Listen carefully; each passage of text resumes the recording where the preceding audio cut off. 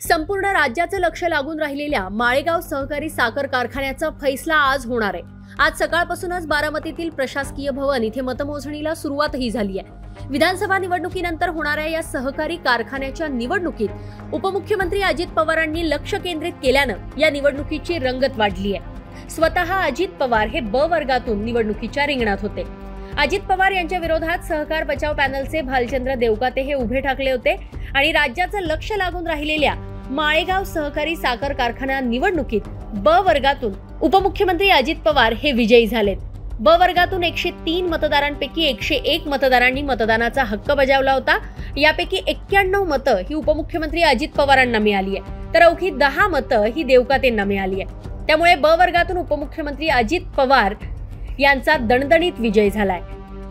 माळेगाव सहकारी कारखान्याच्या निवडणुकीकडे यंदा सगळ्यांचंच लक्ष लागून होतं, कारण बारामतीच्या राजकारणात महत्त्वाची भूमिका बजावणारा हा सहकारी साखर कारखाना आहे आणि त्यातही राष्ट्रवादी काँग्रेसमध्ये फूट पडल्यानंतर अजित पवारांची राष्ट्रवादी काँग्रेस आणि शरद पवारांची राष्ट्रवादी काँग्रेस असे 2 गट तयार झालेत। त्यामुळे काका पुतण्यामधला हा संघर्ष लोकसभा आणि विधानसभा निवडणुकीच्या पाठोपाठ आता या साखर कारखान्याच्या निवडणुकीतही दिसून आलाय। त्यामुळे या साखर कारखान्याची निवडणूक दोन्ही पवारांसाठी तितकीच महत्त्वाची मानली गेली आहे।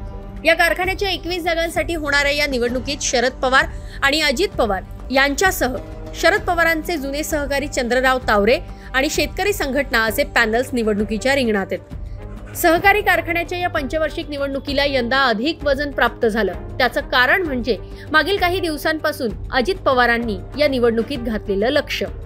मागील 15 दिवसांपासून अजित पवार या कारखान्याच्या कार्यक्षेत्रातच तळ ठोकून होते। पहिल्यांदा मतमोजणी झालेल्या ब वर्गातनं उपमुख्यमंत्री अजित पवार हे निवडणुकीच्या रिंगणात होते। ब वर्गातून अजित पवारांचा मोठा विजय झालाय। सुरुवातीपासूनच अजित पवार हे आघाडीवर होते। 102 पैकी 101 मतं वैध होती, ज्यामध्ये अजित पवारांना तब्बल 91 मतं मिळाली आहेत। राष्ट्रवादी काँग्रेसमधील फुटीनंतर होणारी ही निवडणूक केवळ कारखान्यापुरती मर्यादित राहिलेली नाही। एरवी स्थानिक स्तरावर मानल्या जाणाऱ्या या निवडणुकीनं यंदा मात्र राज्याचं लक्ष वेधून घेतलं। या निवडणुकीत अजित पवारांची प्रतिष्ठा पणाला लागली आहे, तर शरद पवारांच्या पॅनलचं नेतृत्व हे युगेंद्र पवार यांच्याकडे। या निवडणुकीमध्ये राष्ट्रवादी काँग्रेस अर्थात अजित पवारांच्या पक्षाचे श्री निळकंठेश्वर पॅनल, राष्ट्रवादी काँग्रेस शरद पवार पक्षाचे बळीराजा सहकार बचाव पॅनल आणि कारखान्याचे माजी अध्यक्ष भाजपचे नेते चंद्रराव तावरे यांचे सहकार बचाव शेतकरी पॅनल आणि कष्टकरी शेतकरी संघर्ष समितीचे पॅनल यांच्यात चौरंगी लढत आहे। प्रतिष्ठेच्या मानल्या जाणाऱ्या या निवडणुकीत ब वर्गातनं झालेला अजित पवारांचा विजय हा मोठा विजय मानला जातोय। या निवडणुकी संदर्भातले अपडेट्स लोकमतच्या माध्यमातून वेळोवेळी तुमच्यापर्यंत आम्ही पोहोचवत राहू। बारामतीहून निलेश जाधव सह अश्विनी जाधव केदारी, लोकमत व्हिडिओ।